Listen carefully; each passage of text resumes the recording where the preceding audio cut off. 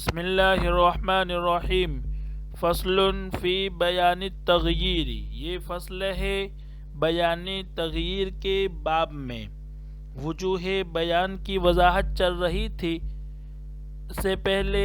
دو بیان گزر چکے ہیں، یہ تیسرا بیان بیان تغییر ہے۔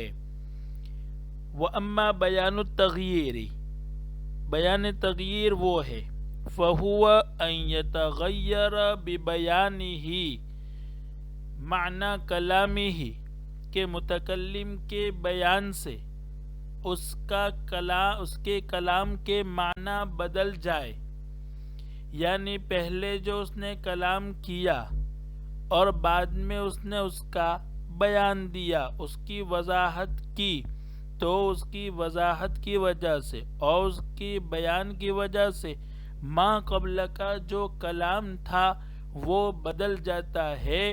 اس کو بیان تغییر کہا جاتا ہے کہ پہلے حکم کچھ اور تھا، جب اس نے بیان دیا اور وضاحت کی تو وہ ما قبل کا معنی جو تھا وہ بدل گیا۔ وَنَظِيرُهُ، اور اس کی نظیر اور اس کی مثال التعلیق والاستثناء، تعلیق اور استثناء ہے، یعنی کسی حکم کو کسی شرط پر معلق کرنا، یا کوئی حکم کوئی چیز بول کر اس میں سے استثناء کرنا۔ دو چیزوں کو مصنف علیہ الرحمن نے یہاں بیان کیا ہے، اگرچہ کلام کو بدلنے والی چیزیں بہت ساری ہیں، ان میں سے صرف دو کو مصنف نے یہاں بیان کیا ہے۔ پہلی ہے تعلیق، یعنی کسی حکم کو کسی شرط پر معلق کرنا۔ مثلا اپنی بیوی کو کہا انتی طالقن، تجھے طلاق، تو اس کلام سے عورت کو طلاق واقع ہو جانی چاہیے، لیکن اس نے آگے شرط کہی ان دخلتی الدار، اگر تو گھر میں داخل ہوئی، تو انتی طالقن کا تقاضا یہ تھا کہ اسی وقت اس کو طلاق واقع ہو جانی چاہیے تھی، لیکن بعد میں جو اس نے کلام کیا ان دخلتی الدار، اس نے پہلے کلام کا جو حکم تھا اس کو بدل دیا، یعنی اب طلاق ابھی واقع نہیں ہوگی جب تک وہ گھر میں داخل نہ ہو۔ اسی طرح اپنے غلام سے کہا انت حر، تو آزاد، تو اس کلام کا تقاضا یہ ہے کہ غلام اسی وقت آزاد ہو جائے، لیکن آگے اس نے کہا ان دخلت الدار، اگر تو گھر میں داخل ان دخلت الدار، اگر تو گھر میں داخل ہو، تو اس کلام نے ان دخلت الدار نے ما قبل کے کلام انت حر کو بدل دیا کہ وہ اب حکم اسی وقت واقع نہیں ہوگا جب تک شرط نہ پائی جائے۔ یہ مثال تھی تعلیق کی۔ اور استثناء کی مثال ہے، مثلا کوئی آدمی کہے لفلان علی الف، کہ فلاں آدمی کے میرے ذمہ 1000 روپے ہیں، تو یہ کہتے ہی اس کلام کا تقاضا یہ ہے کہ اس کے ذمہ فلاں آدمی کے 1000 روپے واجب ہو جانے چاہیے، لیکن اس نے بعد میں آگے کہا الا 50، مگر 50، تو اب 1000 واقع نہیں ہوں گے، اب اس کے ذمے میں 1000 روپے نہیں ہوں گے، بلکہ اب حکم بدل گیا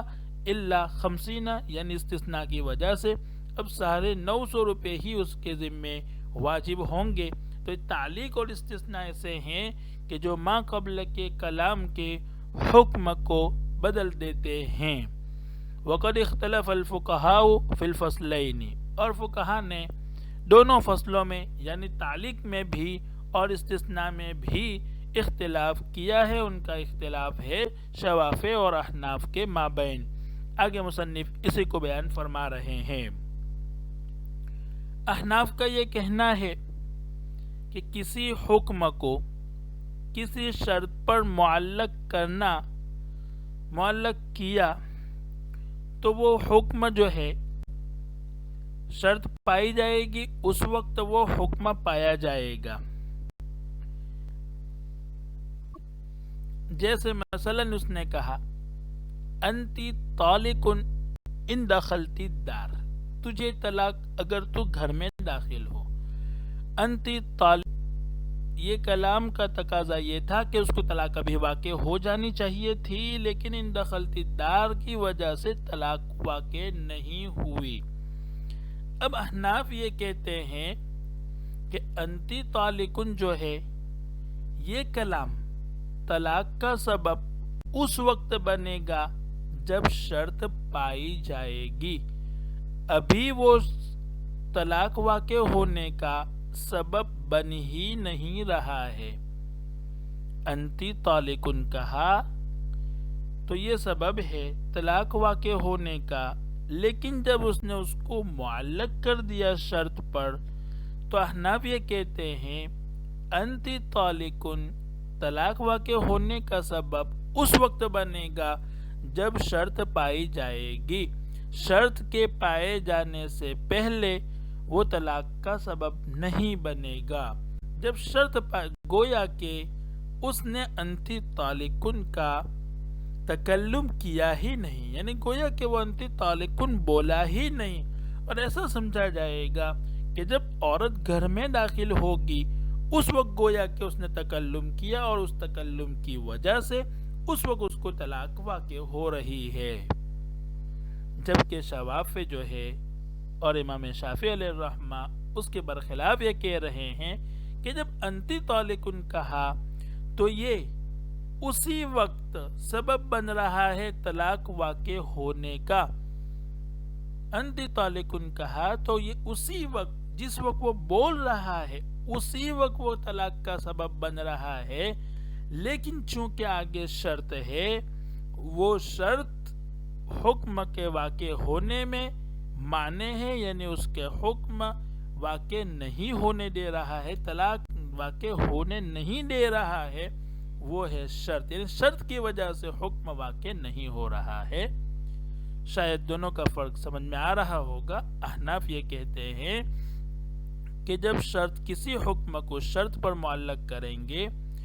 تو وہ سبب اس وقت بنے گا جب شرط پائی جائے گی. مثلا انتی طالقن ان دخلت الدار کہا تو انتی طالقن طلاق کے واقع ہونے کا سبب ہے، لیکن یہ سبب اس وقت بنے گا جب کہ شرط پائی جائے گی. اس سے پہلے وہ سبب بنے گا ہی نہیں، گویا اس نے تکلم کیا ہی نہیں. جبکہ شوافع یہ کہیں گے کہ نہیں، سبب تو اسی وقت بن رہا ہے جس وقت وہ بول رہا ہے، لیکن شرط کی وجہ سے شرط اس کے حکم میں مانے ہے، رکاوٹ ہے، شرط اس کے حکم کو واقع ہونے نہیں دے رہا ہے. یہ دونوں میں اختلاف ہے اور دونوں کے درمیان یہ فرق ہے. قال اصحابنا، ہمارے احناف نے فرمایا المعلق بالشرط، معلق بالشرط سبب، سبب ہے، عند وجود الشرط، شرط کے پائے جانے کے وقت، لا قبلہ، نہ کہ اس سے پہلے،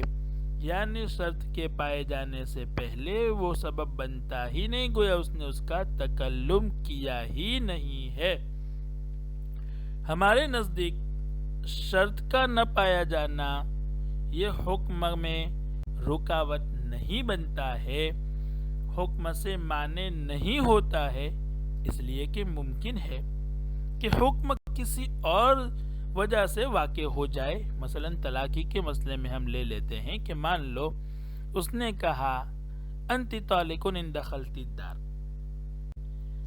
تجھے طلاق اگر تو گھر میں داخل ہوئی اور شرط نہیں پائی گئی تو ہم یہ نہیں کہتے کہ شرط نہیں پائی گئی اس وجہ سے وہ انتی طالقن طلاق کو واقع نہیں ہونے دے رہا ہے، اس لیے کہ ممکن ہے طلاق کسی اور وجہ سے واقع ہو جائے. مان لو پہلے شوہر نے کہا انتی طالقن ان دخلت الدار، یہ کہنے کے بعد عورت تو گھر میں داخل ہوئی نہیں، تو شوہر نے فوری طلاق یعنی طلاق تنجیزی دے دی، تو اس صورت میں اس کو طلاق واقع ہو جاتی ہے، حالانکہ شرط نہیں پائی گئی، لیکن حکم دوسرے راستے سے دوسرے سبب سے پایا گیا. اس لیے احناف یہ کہتے ہیں کہ شرط کا نہ پایا جانا یہ حکم سے مانے نہیں ہوتا ہے. جبکہ شوافع یہ کہتے ہیں، وقال الشافعی رحمہ اللہ، امام شافعی رحمۃ اللہ علیہ فرماتے ہیں التعلیق سبب فی الحال، کہ تعلیق کسی حکم کو معلق کرنا یہ سبب ہے فی الحال اسی وقت، الا مگر ان عدم الشرط، شرط کا نہ پایا جانا، مانع من حکمہ، اس کے حکم سے مانے ہے، یعنی حکم کو واقع نہیں ہونے دے رہا ہے. شرط کا نہ پایا جانا حکم کو نہ پائے جانے کا سبب ہے۔ ہم کہتے ہیں کہ شرط کا نہ پایا جانا حکم سے معنی نہیں ہے، ممکن ہے کسی اور وجہ سے وہ حکم پایا جائے، جیسا بھی مثال دی اس میں پایا جا رہا ہے۔ وفائدة الخلاف تظہر فيما اذا قال لأجنبیة، ما قبل میں شوافع اور احناف کے مابین معلق بشرط کے کا اختلاف گزرا۔ احناف یہ کہتے ہیں کہ معلق بشرط یعنی کسی حکم کو شرط پر معلق کرنا، یہ شرط کے پائے جانے کے وقت سبب بنتا ہے، نہ کہ اس سے پہلے، جبکہ شوافع یہ کہتے ہیں کہ نہیں، وہ اسی وقت فی الحال سبب بنتا ہے، البتہ شرط نہ ہونے کی وجہ سے حکم سے معنی ہے، یعنی حکم واقع نہیں ہو رہا ہے۔ تو مصنف یہ کہہ رہے ہیں اس اختلاف کا فائدہ ایک مسئلے میں ہوگا، اس مسئلے کو بیان کر کے دونوں کا اختلاف واضح کر رہے ہیں۔ مثلا کسی آدمی نے اجنبی عورت کو یہ کہا ان تزوجتکی فانتی طالق، اگر میں تجھ سے شادی کروں تو تجھے طلاق، یا کسی دوسرے کے غلام کو یہ کہا ان ملکتک فانت حر، اگر میں تیرا مالک بن جاؤں تو تو آزاد۔ تو امام شافعی رحمۃ اللہ علیہ فرماتے ہیں کہ یہ دونوں قول جو ہیں لغو ہو جائیں گے، اور ایسی تعلیق کرنا یعنی اس طرح معلق کرنا صحیح ہی نہیں ہوگا۔ چنانچہ اگر اس مرد نے اس عورت سے بعد میں شادی کر بھی لی تو اس عورت کو طلاق واقع نہیں ہوگی۔ اس طرح وہ غلام کا اگر مالک بن بھی گیا تو وہ غلام آزاد نہیں ہوگا۔ وجہ اس کی یہ بتلا رہے ہیں کہ شرط اور جزا میں جزا اصل ہوتی ہے، شرط اصل نہیں ہوتی بلکہ جزا اصل ہوتی ہے۔ اس جزا کو صدر کلام کہا جاتا ہے، چاہے وہ جزا شروع میں ہو یا جزا آخر میں ہو۔ جیسے یہاں ان تزوجتک فانت طالق میں آخر میں ہے، کبھی شروع میں بھی ہو سکتی ہے کہ انت طالق ان دخلت الدار وغیرہ۔ تو چاہے جزا شروع میں ہو یا جزا آخر میں ہو، چونکہ وہ اصل ہوتی ہے اس کو صدر کلام کہا جاتا ہے۔ اور وہ صدر کلام ان کے یہاں یعنی امام شافعی رحمۃ اللہ علیہ کے یہاں فی الحال اسی وقت وہ علت بنتا ہے جس وقت وہ آدمی بول رہا ہے۔ مثلا اس نے یہ کہا ان تزوجتک فانت طالق، تو اس میں جزا جو ہے انت طالق ہے، اس کو ہم صدر کلام کہیں گے اس لیے کہ وہ اصل ہے۔ تو انت طالق جو ہے وہ اسی وقت طلاق کا سبب بن رہا ہے جس وقت یہ آدمی بول رہا ہے، جس وقت وہ آدمی بول رہا ہے اسی وقت وہ سبب بن رہا ہے۔ لیکن شروع کی ان تزوجت والی جو شرط ہے وہ اس حکم کو واقع نہیں ہونے دے رہی ہے، اس میں رکاوٹ ہے۔ اب اس نے جو انتی طالق ان تزوجتک کی کہا اسی وقت کہا جس وقت وہ بول رہا ہے، جس کو کہہ رہا ہے وہ اس طلاق کا محل نہیں ہے، اس لیے کہ وہ تو اجنبیہ ہے، اور اجنبیہ کو انتی طالق کہنے سے اس کو طلاق واقع ہونے والی نہیں ہے۔ اسی طرح وہ جب غلام کو یہ کہہ رہا ہے ان ملکتک فانت حر، اس میں جزا انت حر ہے اور وہ مقصود ہے، اس کو صدر کلام کہا جاتا ہے۔ وہ فی الحال اسی وقت سبب بنتا ہے جس وقت آدمی بول رہا ہوتا ہے، لیکن وہ شرط اس حکم کو واقع نہیں ہونے دیتا۔ اب جب یہ آدمی بول رہا ہے انت حر، سبب اسی وقت بن رہا ہے، لیکن جس کو وہ کہہ رہا ہے وہ اس کا غلام نہیں ہے۔ اگر وہ اپنے غلام کو کہتا تو وہ آزاد ہوتا، یہاں تو دوسرے کا ہے، تو دوسرے کو غلام کو انت حر کہنے سے کوئی آزاد نہیں ہوتا، اور اجنبی عورت کو کوئی انت طالق کہنے سے طلاق واقع نہیں ہوتی۔ اس لیے وہ یہ کہہ رہے ہیں کہ ایسا معلق کرنا یہ صحیح ہی نہیں ہے۔ آئیے ہم عبارت سے اس کو حل کرنے کی کوشش کر رہے ہیں۔ وفائدۃ الخلاف، اختلاف کا فائدہ، تظہر فیما، اس صورت میں ظاہر ہوگا، اذا قال لاجنبیۃ، جب کوئی اجنبی عورت سے کہے، ان تزوجتک فانت طالق، اگر میں تجھ سے نکاح کر لوں تو تجھ کو طلاق۔ او قال لعبد الغیر، یا کسی دوسرے کے غلام کو کہا، ان ملکتک فانت حر، اگر میں تیرا مالک بن جاؤں تو تو آزاد۔ یکون التعلیق باطلا عنہ، تو امام شافعی رحمۃ اللہ علیہ کے نزدیک ایسی طلاق باطل ہو جائے گی۔ لأن حکم التعلیق، اس لیے کہ تعلیق کا حکم، معلق کرنے کا حکم، انعقاد صدر الکلام علتاً، یہ ہے کہ صدر کلام علت بن کر منعقد ہو۔ انعقاد صدر الکلام علتاً، صدر کلام علت بن کر منعقد ہو۔ والطلاق والعتاق ہا ہنا لم ينعقد علتاً، اور طلاق اور عتاق یہاں علت بن کر منعقد نہیں ہو رہے ہیں، حالانکہ یہ صدر کلام ہے۔ طلاق یعنی فانت طالق، اور انت حر یہ صدر کلام ہے، اس کو یہاں علت بن کر منعقد ہونا چاہیے تھا، لیکن یہاں یہ دونوں علت بن کر منعقد نہیں ہو رہے ہیں۔ کیوں؟ لعدم اضافتہ الی المحل، محل کی طرف منسوب نہ ہونے کی وجہ سے، محل کی طرف اس کی نسبت نہ کرنے کی وجہ سے، فبطل حکم التعلیق، چنانچہ تعلیق کا حکم باطل ہو جائے گا۔ فلا یصح التعلیق، تو اس طرح کی تعلیق صحیح ہی نہیں ہوگی، اور جب وہ بعد میں اس سے نکاح کرے گا تب تعلیق ہی صحیح نہیں ہے تو اس کو طلاق بھی واقع ہونے والی نہیں ہے۔ اس طرح غلام کا مالک بھی بن جائے گا تو غلام بھی آزاد ہونے والا نہیں ہے۔ وعندنا كان التعلیق صحیحا، ما قبل میں شوافع اور احناف کا جو اختلاف گزرا، شوافع کا یہ کہنا ہے کہ معلق بشرط فی الحال اور اسی وقت سبب بنتا ہے، جبکہ ہم یہ کہتے ہیں کہ معلق بشرط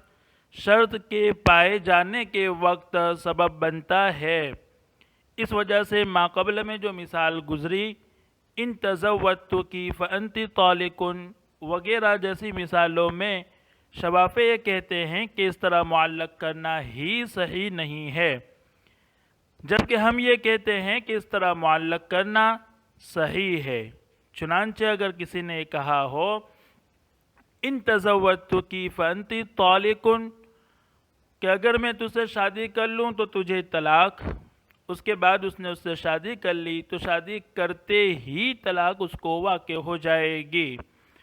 اس لیے کہ ہم یہ کہتے ہیں کہ معلق بالشرط میں وہ سبب بنتا ہے شرط کے پائے جانے کے وقت۔ چنانچہ یہاں انت طالق یہ جزا ہے، اس کو صدر کلام کہتے ہیں، یہ سبب بنے گا شرط کے پائے جانے کے وقت، یعنی شادی کرتے وقت وہ سبب بنے گا، اور جس وقت وہ شادی کر رہا ہے اس وقت وہ عورت طلاق کا محل ہے۔ جب طلاق کا محل ہے تو اس کو فوراً طلاق واقع ہو جائے گی۔ اسی طرح دوسرے کے غلام کو کہا ان ملکتک فانت حر، کہ اگر میں تیرا مالک بن گیا تو تو آزاد۔ ہم یہ کہتے ہیں کہ فانت حر جو صدر کلام ہے، گویا کہ اس نے ابھی اس کا تکلم کیا ہی نہیں، تکلم وہ اس وقت گویا کر رہا ہے جس وقت وہ اس کا مالک، یعنی شرط پائی جائے گی وہ اس کا مالک بنے گا، اس وقت وہ اس کا تکلم کر رہا ہے۔ تو جیسے ہی وہ اس کا مالک بنا، گویا کہ اس نے ابھی فانت حر کا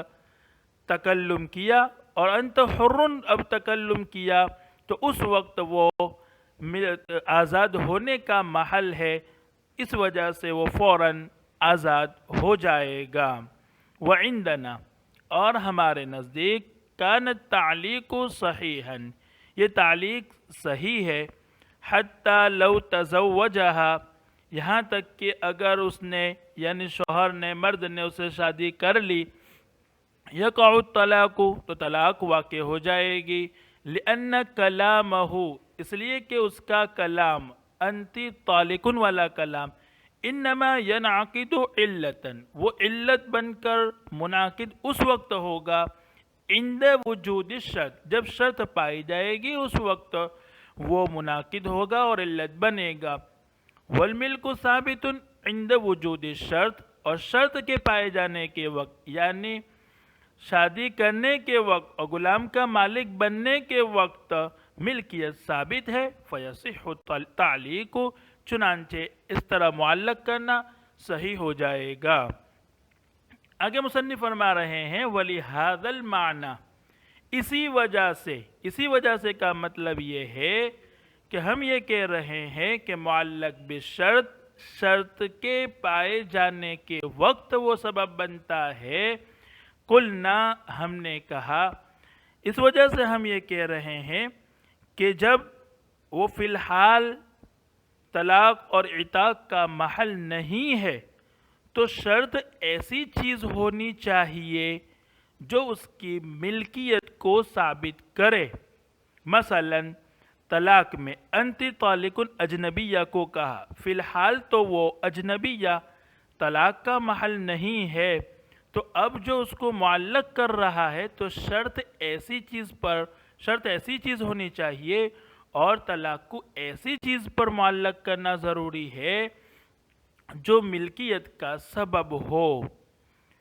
اگر ملکیت کا سبب بنے گی، جیسے یہاں کہا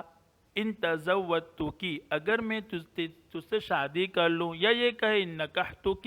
اگر میں تجھ سے نکاح کر لوں، تو یہ نکاح اور شادی کرنا جو ہے وہ ملکیت کا سبب ہے۔ اسی طرح غلام کو، یعنی کہ دوسرے کے غلام کو کہا انت حر، تو جس وقت وہ انت حر کہہ رہا ہے اس وقت تو وہ اس کا محل نہیں ہے، اس لیے شرط ایسی چیز ہونی چاہیے جو ملکیت کا سبب ہو۔ چنانچہ اس نے کہا ان ملکتک، اگر میں تیرا مالک ہو گیا تو مالک ہونا اس کی ملکیت کا سبب ہے۔ اور اگر وہ شرط ایسی چیز کو بناتا ہے جو نہ ملکیت ہے اور نہ ملکیت کا سبب ہے، تو اس صورت میں ہم بھی یہی کہیں گے کہ اس کی طلاق اور اس کی تعلیق اور اس طرح معلق کرنا لغو اور بیکار ہو جائے گا۔ مثلا کسی اجنبی یا عورت سے کہا ان دخلت الدار فانت طالق، کہ اگر تو گھر میں داخل ہوئی تو تجھے طلاق، تو بعد میں اس نے نکاح کر لیا اور وہ عورت جو ہے گھر میں داخل ہوئی بھی تو اس کو طلاق واقع ہونے والی نہیں ہے، اس لیے کہ اس نے ان دخلت الدار جو شرط رکھی ہے اور جس پر معلق کیا ہے انت طالقن کو، وہ نہ ملکیت ہے نہ ملکیت کا سبب ہے۔ جب نہیں ہے تو اس صورت میں اس کو طلاق واقع نہیں ہوگی۔ وَلِهَذَا الْمَعْنَى، اسی وجہ سے یعنی معلق بالشرط، شرط کے پائے جانے کے وقت سبب بنتا ہے۔ احناف کے نزدیک قلنا، ہم نے کہا، شرط صحت التعلیق للوقوع فی صورت عدم الملک، ملکیت نہ ہونے کی صورت میں، للوقوع طلاق و عتاق واقع ہونے کے لیے، تعلیق کے صحیح ہونے کی شرط یہ ہے ان یکون مضافا الی الملک، کہ اس کو ملک او الی سبب الملک، یا سبب ملک کی طرف منسوب کیا ہو، یعنی طلاق اور عتاق کو ملکیت کی طرف یا سبب ملکیت کی طرف منسوب کیا ہو۔ حتی لو قال لاجنبیۃ، حتیٰ کہ اگر اس نے اجنبیہ سے کہا ان دخلت الدار فانت طالق، کہ اگر تو گھر میں داخل ہوئی تو تجھے طلاق، ثم تزوجها، پھر اسے نکاح کر لیا، ووجد الشرط، اور گھر میں پائے جانے کی شرط پائی گئی، گھر میں داخل ہونے کی شرط پائی گئی، لا یقع الطلاق، تو طلاق واقع نہیں ہوگی۔ اس وجہ سے واقع نہیں ہوگی کہ ان دخلت الدار جو اس نے شرط لگائی ہے نہ وہ ملکیت کی طرف منسوب ہے نہ سبب ملکیت کی طرف منسوب ہے۔ بہرحال خلاصہ کلام یہ نکلا کہ شوافی یہ کہتے ہیں کہ معلق کرتے وقت وہ عورت اور وہ غلام اسی وقت طلاق اور عتاق کا محل ہونا چاہیے۔ احناف یہ کہتے ہیں اسی وقت جس وقت وہ تکلم کر رہا ہے محل ہونا طلاق اور اطاق کا ضروری نہیں ہے، بلکہ سبب وہ شرط کے پائے جانے کے وقت وہ محل ہونا چاہیے۔ اسی وجہ سے ہم نے یہ کہا، ہم یہ کہیں گے کہ اس کو اس ایسی چیز پر معلق کرنا ضروری ہے جو ملکیت کی طرف منسوب ہو یا سبب ملکیت کی طرف منسوب ہو۔ یہ تھا شوافع اور احناف کا اختلاف اور اختلاف کا ثمرہ۔ السلام علیکم ورحمۃ اللہ وبرکاتہ۔